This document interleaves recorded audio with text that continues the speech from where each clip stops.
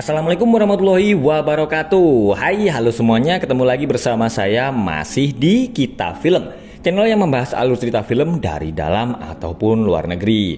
Video kali ini adalah alur cerita film horor Indonesia tahun 2018 yang berjudul Titisan Setan. Tapi sebelum kita ke alur ceritanya, jangan lupa ya buat teman-teman yang belum subscribe, ayo buruan di subscribe dulu ya. Di suatu pagi, seorang perempuan yang bernama Melisa terbangun karena mendengar suara alarm dan mencium aroma yang nikmat dan sedap. Dia langsung ke dapur dan sarapan nasi goreng buatan neneknya. Aduh, bangun tidur langsung sarapan. Melisa lalu mendapat telepon dari pacarnya yang bernama Bara Wong. Bara. Melisa bingung karena Bara mengajaknya ke pantai. Dia berkata kalau neneknya pasti nggak bakal ngizinin. Tapi Bara menyuruh Melisa agar berkata kepada neneknya kalau mereka akan pergi menjenguk ibu teman mereka yang sedang sakit. Waduh, kacau nih Mas Bara. Karena cintanya yang amat sangat kuat melekat, Melisa lalu berbohong kepada neneknya. Sang nenek pun mengizinkan dan berpesan agar Melisa selalu jaga diri karena dia adalah satu-satunya cucu sang nenek. Melisa dan Bara akhirnya berangkat ke pantai dan tidak menyadari kalau di dekat mereka ada hantu perempuan yang sedang bermain ayunan di siang bolong.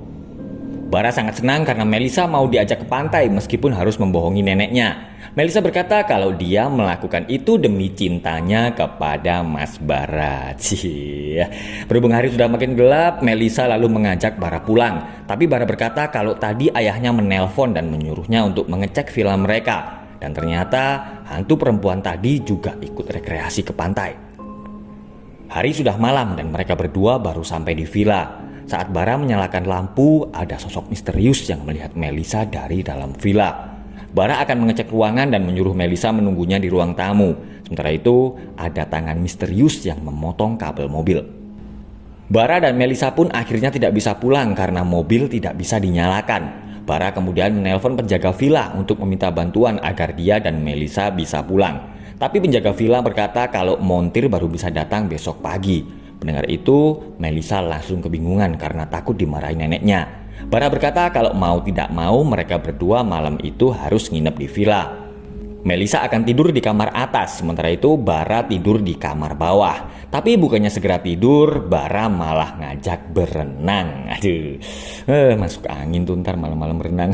Dan ternyata Bara sudah memasang beberapa CCTV di villa itu. Wah, gawat nih guys. Saat mereka berdua berenang, sang hantu perempuan ternyata juga ikut berenang. Hantu itu tiba-tiba menarik kaki Melisa. Tapi untunglah Bara segera menyelamatkannya. Melisa merasa kalau ada yang aneh di villa itu, tapi Bara berkata kalau Melisa hanya panik karena takut dimarahi neneknya. Tiba-tiba mereka mendengar ada yang mengetuk-ngetuk pintu villa. Dengan sedikit ketakutan, Bara dan Melisa berjalan ke lantai bawah. Dan ternyata itu adalah teman mereka, yaitu Gaby dan Angga. Tidur telat, bangun pagi-pagi, online. Asik. Udah, balik lagi ke ceritanya guys. Bara merasa kedatangan dua temannya itu merusak rencananya. Dia pun terpaksa mengizinkan Gaby dan Angga menginap di villa daripada nanti ketahuan nenek Melisa.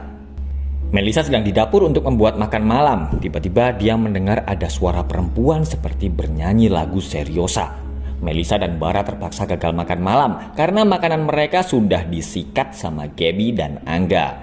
Melisa sedang bingung mencari Bara. Dia lalu menuju ke lantai atas yang gelap. Sementara itu, Gaby yang sedang mengambil minuman langsung ketakutan karena ada hantu yang tiba-tiba nongol di depannya.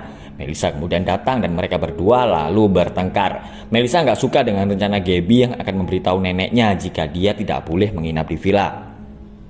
Melisa akhirnya menemukan Bara yang sedang berada di kamarnya. Bara berkata kepada Gaby dan Angga agar mereka tidak tidur di kamar utama karena semuanya sudah dia siapkan. Dan Melisa langsung bingung mendengar perkataan Bara. Menyadari kalau dirinya baru saja keceplosan, Bara langsung mengeluarkan kata-kata maut agar Melisa tidak curiga.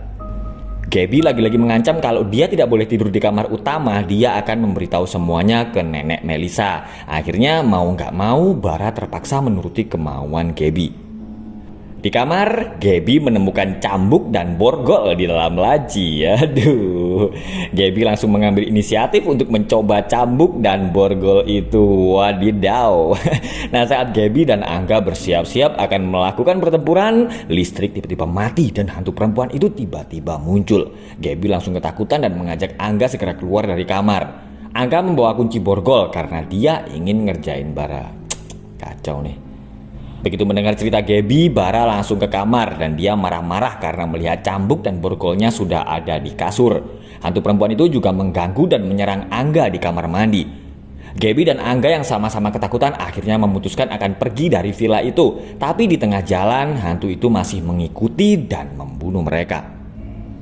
Bara dan Melisa sedang berada di kamar. Bara lalu memijit Melisa dengan alasan biar Melisa merasa rileks. Sadar kalau Bara mulai melakukan serangan, Melisa langsung menampar Bara plak dan menyuruhnya keluar kamar. Bara kembali ke kamarnya dan mengawasi Melisa lewat CCTV.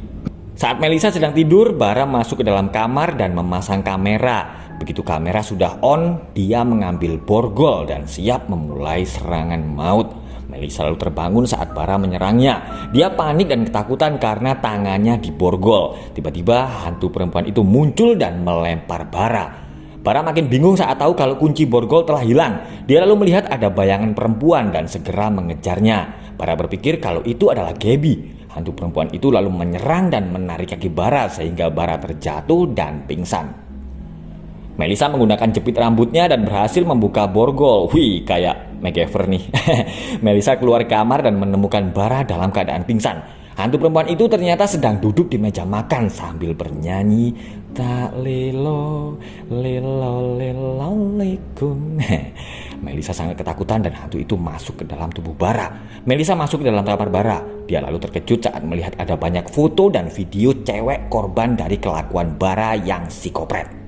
Tiba-tiba Bara yang kerasukan masuk ke dalam kamar dan berkata, "Sini peluk ibu." Tapi tidak berapa lama kemudian, hantu itu keluar dari tubuh Bara. Melisa berusaha menyelamatkan diri karena Bara akan membunuhnya. Tiba-tiba hantu itu kembali masuk ke dalam tubuh Bara dan Bara akhirnya menusuk dirinya sendiri. Nah, tadi ngapain keluar tante? Ya Allah, habis keluar terus bahaya masuk lagi. Aduh.